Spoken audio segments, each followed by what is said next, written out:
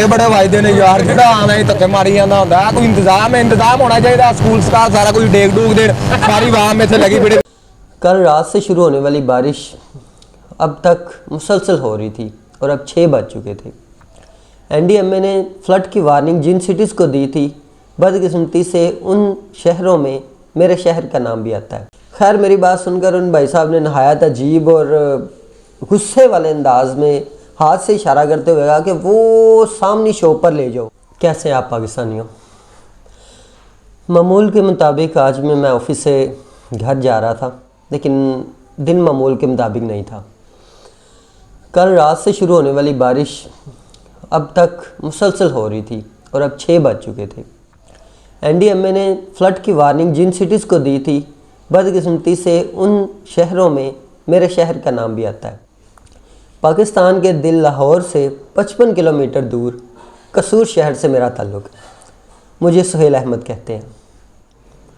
Office से निकला तो बारिश में भीगती हुई बाइक को जब मैंने किक मारी तो मुझे फ़ौरी अंदाज़ा हो गया कि इसके अंदर पानी जा चुका है और अब ये आसानी से स्टार्ट नहीं होगी। मर्द हज़रात तो अच्छे से जानते हैं कि मोटरसाइकिल में एक प्लग होता है जो इंजन के पास होता है। अगर उसमें पानी चला जाए तो जब तक उसको किसी खुश्क कपड़े या हवा के प्रेशर से साफ़ ना किया जाए तब तक मोटरसाइकिल स्टार्ट नहीं होती। फुल बारिश में खुश्क कपड़ा मैं कहाँ से लाता, लिहाजा यही सोचा कि करीबी किसी मैकेनिक शॉप से हवा के प्रेशर से प्लग को साफ़ करवा लूँगा। ये सोचकर मैं अपने साथ बाइक को खींचता हुआ तेज़ बारिश में रोड तक ले आया। मैकेनिक के पास पहुंचा तो उसने मुझे बड़े नफीस और लालची अंदाज में वेलकम किया। जी भाई बताएं, क्या मसला है, स्टार्ट नहीं हो रही? मैंने जवाब में कहा, भाई इसके प्लग में ज़रा हवा मार दें ताकि ये खुश्क होकर स्टार्ट हो जाए। अमूमन ये एक छोटा सा अमल है जिसमें कोई लागत नहीं लगती। बेसिकली एयर प्रेशर टायर में पंक्चर होने की सूरत में ट्यूब के अंदर हवा भरने के काम आता है। खैर, मेरी बात सुनकर उन भाई साहब ने नहायत अजीब और गुस्से वाले अंदाज में हाथ से इशारा करते हुए कहा कि वो सामने शॉप पर ले जाओ। जब मैंने सामने नज़र दौड़ाई तो वो जिस शॉप की तरफ इशारा कर रहे थे वो पानी के अंदर थी और रोड पे सारा पानी जमा हुआ था। अब पानी के अंदर बाइक को खींच कर वहाँ तक लेके जाना मामूली काम नहीं था। इसी दौरान मेरे पीछे एक उम्र सीधा अंकल आए, भीगते हुए, बाइक को खींचते हुए, सांस फूली हुई, उनके गीले कपड़ों से पानी निकल रहा था और शायद एक चप्पल ख़राब हो चुकी थी जिनको उन्होंने शॉपर के साथ पाँव समेत लपेट लिया था। आकर कहने लगे, भाई ये स्टार्ट नहीं हो रही, ज़रा चेक करना। उस मैकेनिक को तो जैसे शिकार मिल गया हो। नाज़रीन, मौके और मजबूरी का फ़ायदा उठाना परफेक्शन के साथ कोई पाकिस्तानियों से सीखे। खैर, मैकेनिक ने फ़ौरन जवाब दिया, सर ठीक हो जाएगी, 200 रुपये लगेगा।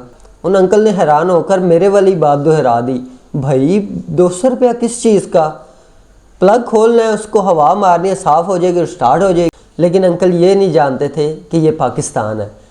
यहाँ उम्र नहीं देखी जाती, यहाँ बुजुर्ग, बच्चा, जवान कुछ नहीं देखा जाता। यहाँ बस ये देखा जाता है कि कौन कितना ज़्यादा मजबूर है। बस फिर क्या, मैकेनिक ने उसी शॉप की तरफ इशारा किया और कहा वहाँ से करवा लें।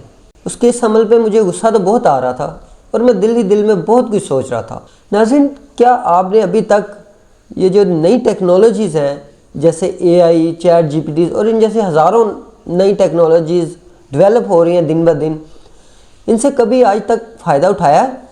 क्या आपको नहीं लगता कि टेक्नोलॉजीज़ के साथ साथ अब हमारे दिल भी सिर्फ हर काम में फ़ायदा ही क्यों चाहते हैं? इंसान दुनिया में सिर्फ अपना फ़ायदा करने के लिए तो नहीं आया। इल्लामा इकबाल ने कहा था, पैदा किया इंसान को दर्द दिल के वास्ते, वरना अतायत के लिए कम न थे फरिश्ते। या फिर शायद हम टेक्नोलॉजीज़ को यूज़ ही गलत कर रहे हैं या नेगेटिव वे में कर।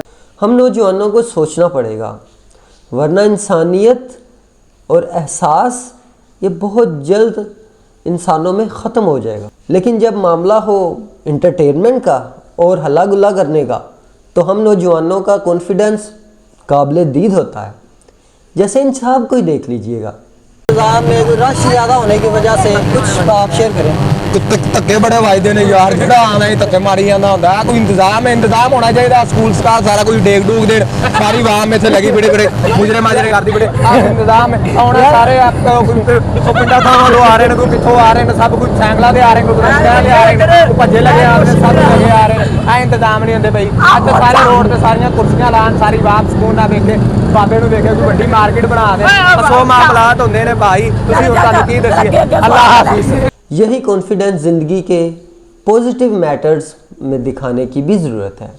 इसी के साथ मुझे दीजिए इजाज़त। उम्मीद है आपको मेरी वीडियो पसंद आई होगी, जिसमें एक छोटा सा लेसन भी था कि हमें सोचने की बहुत ज़रूरत है, हमें समझने की ज़रूरत है, हमें पॉजिटिव रहने की, दूसरों की मदद करने की ज़रूरत है, हमें हेल्प करने की ज़रूरत है। हमारे बुज़ुर्गों की, बूढ़ों की, जो ज़िंदगी को बहुत हद तक गुजार चुके हैं, अब वो कुछ ना कुछ हद तक डिपेंडेंट है, हम पर डिपेंड करते हैं। हमें एहसास करना होगा, खुद में एहसास पैदा करना, खुद भी खुश रहें, दूसरों को भी खुश रखें। खुदा हाफिज़।